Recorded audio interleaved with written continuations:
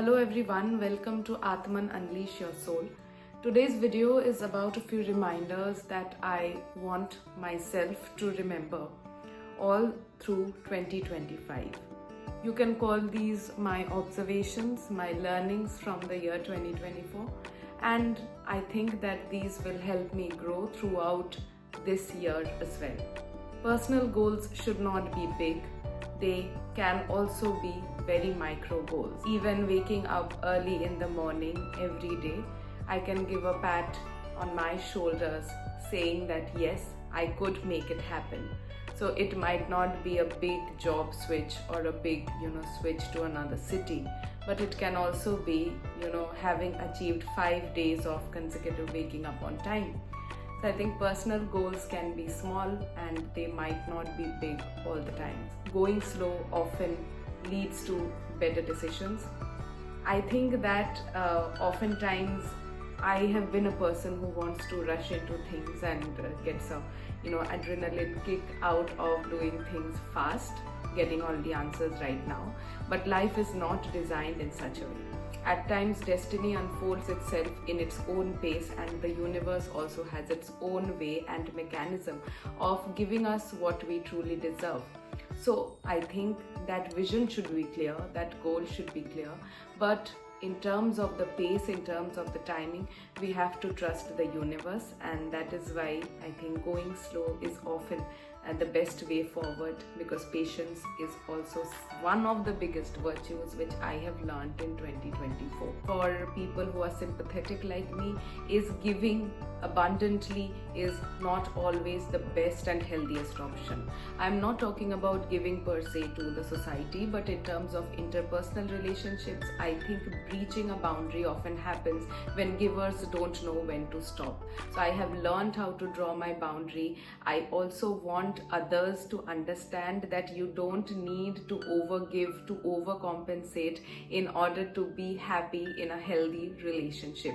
I think this is something which empaths need to take a note of, and I have learned as well that yes, whenever you give to the society at large, to people who are in need, you should not think of yourself, but when it comes to interpersonal relationships, you should always be mindful of where you are giving and whether your energy is respected and welcome in the place where you are giving it. Spiritual foundation is the base where we build upon a peaceful life. I think spiritual foundation is one of the things that kept me going in all the difficult times. The situations will keep happening, but what a spiritual foundation does is it gives you the ammunition to deal with stressful situations. And when I talk about spiritual foundation, I mean having a community to support you who believe or have the same spiritual set of beliefs as you have. The other thing, of course, is your daily spiritual practices, whether it's meditation, whether it's a walk in nature, whatever you prefer, whether it is reading any spiritual scripture, whatever you prefer, hold on to it and be regular with it. I think that is one of the things which keeps your sanity even in difficult times. My fifth and biggest reminder for 2025 is never to lose sight of gratitude. I think law of attraction and practices of gratitude have been one of the most transformative powers and forces in my life, and whenever I have seen naysayers talk ill about the law of attraction or how the universe works, I don't listen to them, because I think they are not the ones who have helped me out in difficult situations. In difficult situations, it is the belief, it is the hope, it is the gratitude practices which has helped me. I think when we lose sight of what the future looks like, or whether there is a hopeful future at all in sight, when we don't have a clear understanding of it, the best thing we can do is practice gratitude. Practice gratitude for the small little things that are there. 2024 has taught me to be more authentic, to be in touch with who I truly want, and it has made me realize what are the things that I don't want from life.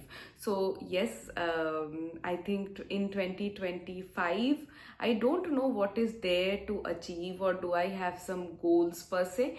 But in 2025, of course, I'm looking forward to learn a lot more, to explore a lot about myself, and thirdly, I'm also looking forward to be very kind and generous to myself and to others. Whoever I touch, I want to transform their lives, and I want to contribute in their life in a positive way. And I hope Atman can also touch lives and help you guys explore more about the universe, more about spirituality, and more about your own self and the power that you hold within.